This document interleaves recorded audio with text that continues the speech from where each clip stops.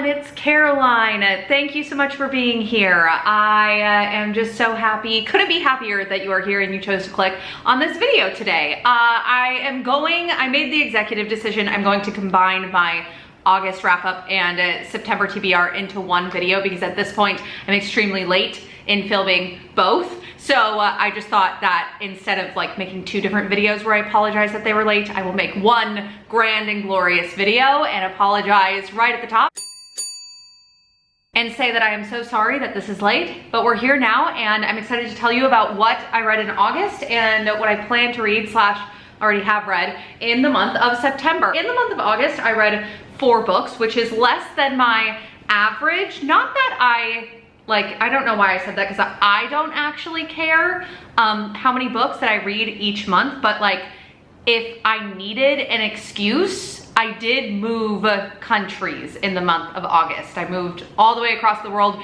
from the US to the Philippines, so if you're looking for excuse, there's my excuse. I'm not in love with this lighting. Is that better? No, but we're gonna keep it like that. 3 out of the 4 of the books that I read in the month of August were featured in my 1,000 Doors readathon vlog, although I did not read all 3 of them in their entirety in that vlog, but I just thought that I'd plug that video here, especially if you haven't watched it yet, go and watch it. I spend a whole long weekend, 3 days in a hotel room in quarantine, and I read some books, including this first one that I'm gonna talk to you about. This is We Ride Upon Sticks by Quan. It is, I wanna call it historical fiction, but it depends on what your definition, like how historical you want your historical fiction to be. This takes place in the 1980s, so I'm gonna call it 1980s historical fiction because the nostalgic elements and then just like the pop culture references I really feel like have a big influence over the plot. Other than it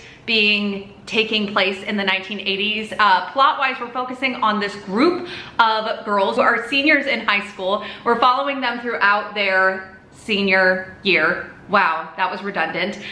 They're field hockey players. They're on a field hockey team, and at the beginning of the book, they decide to all come together and kind of make a deal with the devil to become better at field hockey. And after that, some weird things kind of start happening. Really, the main thing is that their mind, after they kind of sign this covenant, their minds kind of become closer and more closely linked to almost become this sort of hive mind.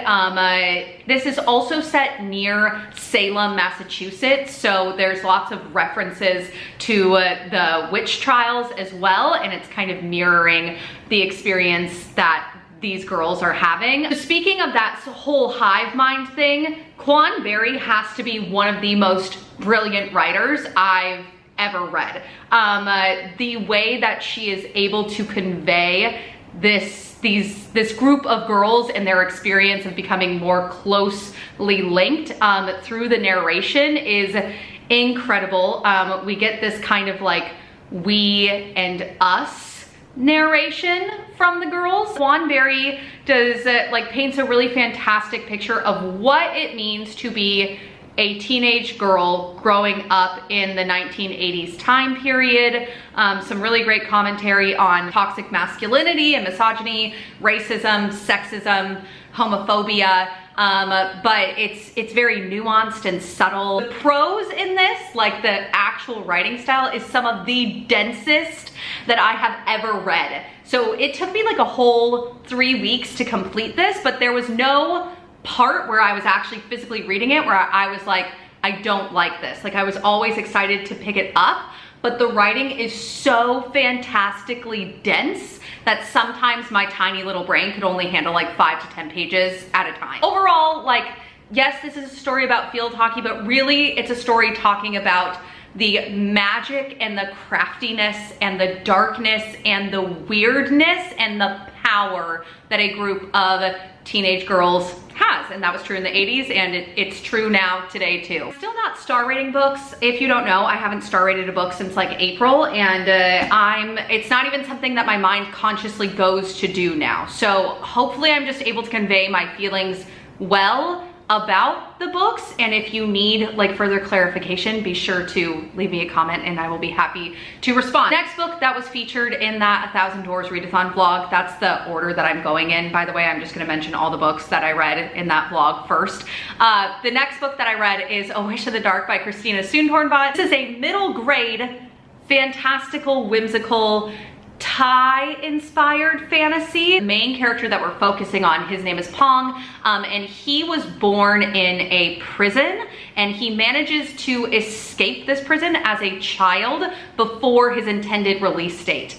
And so we're kind of following him as he spends some years in isolation and hiding, and then when he gets older, he ends up running into the prison warden's daughter, who recognizes him and then kind of makes it her mission to chase him and then bring him back to the prison for justice. This is a middle grade that I've been meaning to get to, and I am so glad that I did. Middle grade just has not been missing for me this year. This has been a really tough year with my feelings towards books, but middle grade has just been reigning supreme. It's never really let me down. Christina Soontornvat is no different in the kind of like wonderful middle grade authors that I have read. She's kind of in that hall of fame where she takes this larger than life story, and in this story she's able to interweave some really tough and heavy to tackle concepts, like kind of like I was talking about justice and incarceration, and like really the difference between right and wrong is brought up a lot, and like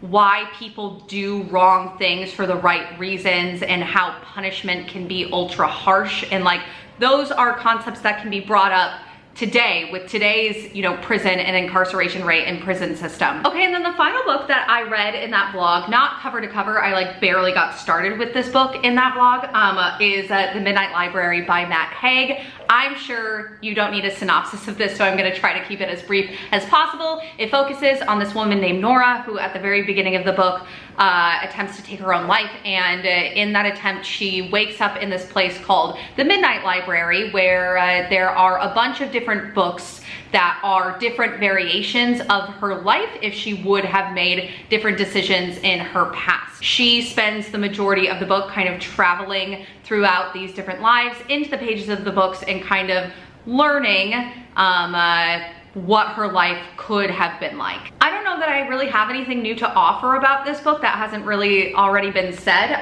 It was beautiful and stunning. I really, really loved it. What I particularly loved wasn't necessarily like yes, the story, that's really cool, the concept is really cool, the book doesn't really do anything different than what you could like get from the synopsis, if that makes sense.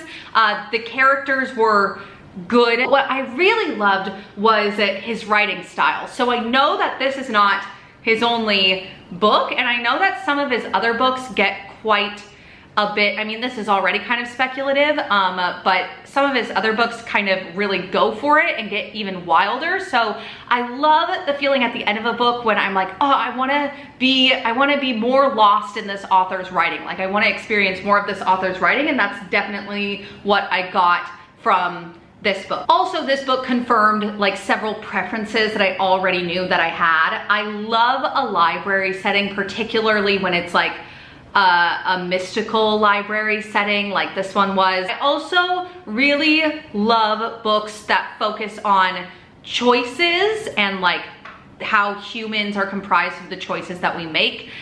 So any kind of character that learns from their choices and past decisions throughout a book, and like that's kind of the point of it.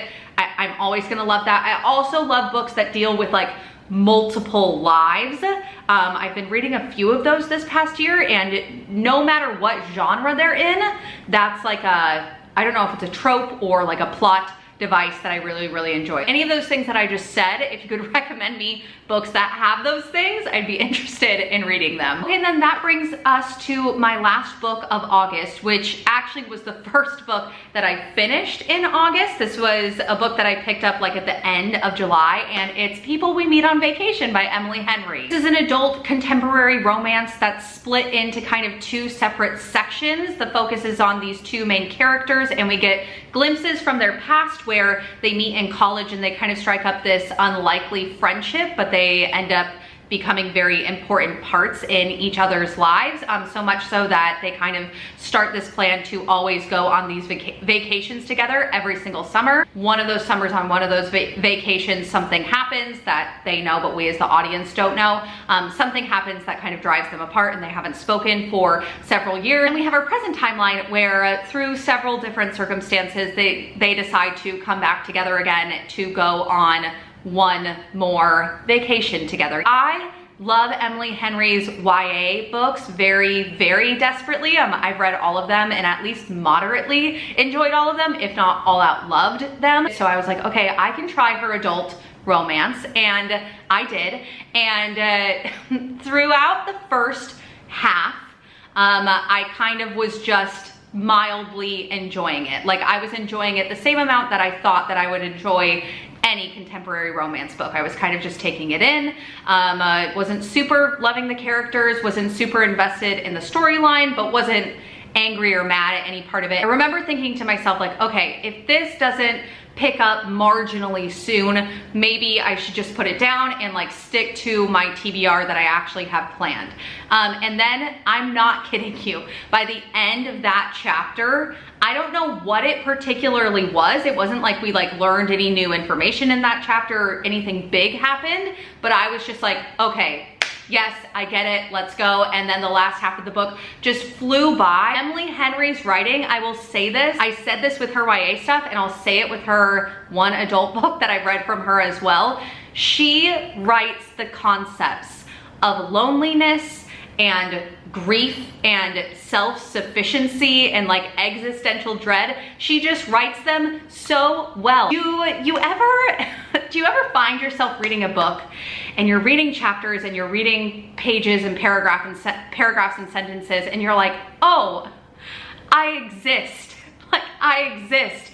Why am I getting emotional? I don't know. This book didn't even make me particularly emotional. I just felt very seen at certain parts of this book. The millennial existential dread that Emily Henry writes is real, and it's not even necessarily that I felt like super seen or mirrored by the characters and their experiences. I think it's just with like the concepts that Emily Henry was tackling, I felt very seen by it. Okay, yay. The lighting is getting weirder by the minute, but that was all 4 of the books that I read in August, so hopefully I can just speed through my September TBR really quick.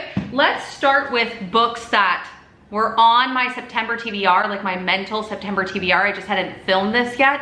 So at this point, I've finished this book, but it was on my September TBR, and it is Raybearer by Jordan Ifueko. I finished this yesterday, and I need to tell you what it's about, but it's hard because I've already read the whole thing, and it's just like, it's so complex, so I'm trying to figure out a way to explain it like quickly in a TBR style format. It's YA, African-inspired fantasy setting. The fantasy, not even like the magic elements, but like just the systems of this world are hands down the most unique and innovative systems I've ever read. I'm doing this review style. I need to not do this. I'll review it later in my September wrap up. Okay, we have our main girl who was born and raised in isolation. And then one day her mother, this very mysterious woman that she just knows as the lady, kind of forces her out of her household with this mission to kill this crown prince. And so it's kind of following her as she grows up with that mission and struggling with whether or not she should complete that mission. I did not do a good job at synopsizing that TBR style because I'm just too close to it. I'm too close to the story because I've already read it. So that's really all that's all I'm gonna say about this one. Okay, other than that, I had 3 more intentional books on my TBR. Every month I always try to pick a middle grade, young adult, and adult book. So let's start with the middle grade. The one that I picked to read in the month of September is Fighting Words by Kimberly Brubaker Bradley, and I don't know what this is about. Why do we even make TBR videos anymore? I don't know. What do I know about this? It is centered around 2 sisters who have faced so many hardships in their childhood. It seems like abuse, neglect. I think a parent who has been incarcerated, and it focuses on them growing up. I always find it particularly heartbreaking to read middle grade books where the characters that are that young are going through things that are just horrific, but knowing Kimberly Brubaker Bradley, she will have handled those topics really, really well. And I've heard great things about this book from people I trust. My young adult intentional pick is The Last Night at the Telegraph Club by Malinda Lo. And have you seen this cover yet? I'm sure you have, but I love it. This is a historical fiction that takes place in the 1950s, and it's revolving largely around this club called the Telegraph Club. And we're following two primary characters who I think meet here, and it's about their relationship that develops. I think it also focuses, one of the girls is Chinese American, so I'm sure that this book will focus on different elements surrounding race and gender and sexuality. And I'm actually really excited because I feel like the 1950s isn't a time period that gets explored that often in young adult literature, and if it does, it's not focusing on these topics. And my intentional adult pick for the month of September is The Kids Are Gonna Ask by Gretchen Anthony. And yes, you can tell by my bookmark, I am already,